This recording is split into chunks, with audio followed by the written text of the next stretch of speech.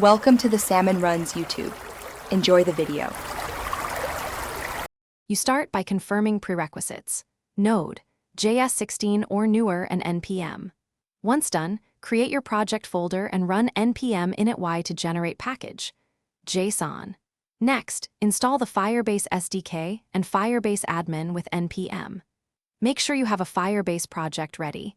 Either generate a service account JSON from the console or authenticate locally with the Firebase CLI. This gets you into a position to write code immediately and securely access Firebase services from Node. Now you initialize Firebase in code. Import Firebase admin and call initialize app with your service account credentials or rely on application default credentials. This determines your permission model.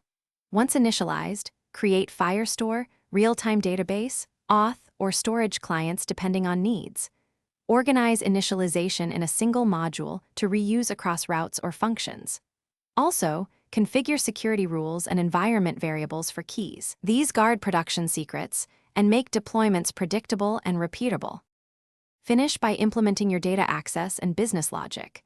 Build modular CRUD functions and handle errors explicitly.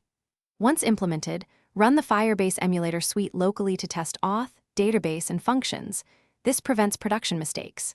When ready, deploy using the Firebase CLI or package into Cloud Functions or Cloud Run for scaling. If things go wrong, check emulator and production logs first, validate service account permissions, and confirm security rules aren't blocking requests. Those are the most common causes. Thanks for watching. Consider subscribing if we helped you.